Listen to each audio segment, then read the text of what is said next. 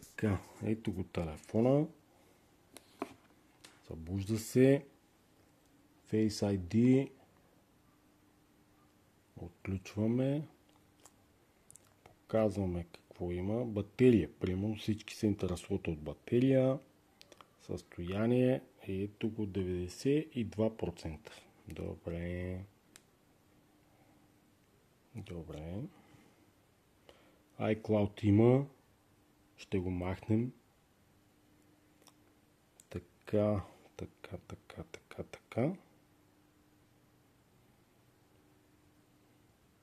Viber има. Работи. Facebook има. Работи. Така, новини. Google. About Battery. 4 нови страници. Ето отваряме нова.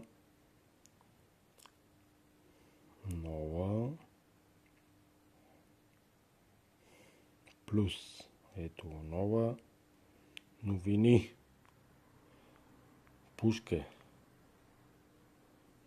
Xiaomi. Така, както и да е. Бачка си. Така. Ето го.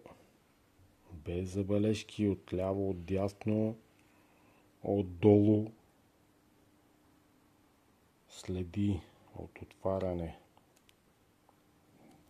От отваряне няма.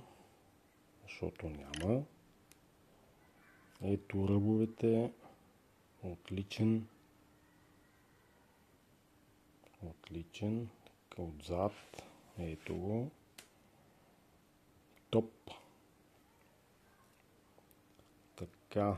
Оставяме го за момент тук. Един кълъв. Тип кожа.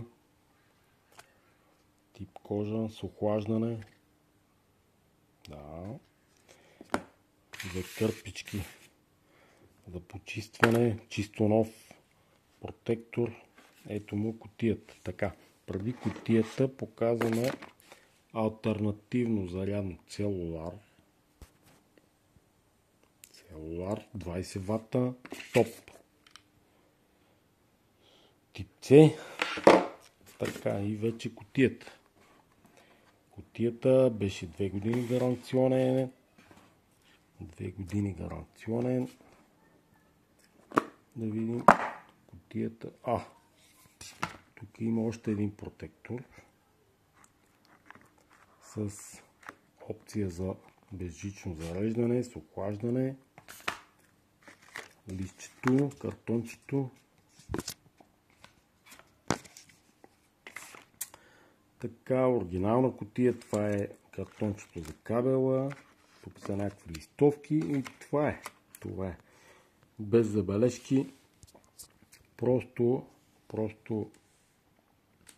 с този апарат нещо не си паснахме и това е. iPhone 13 256 ROM без забележки.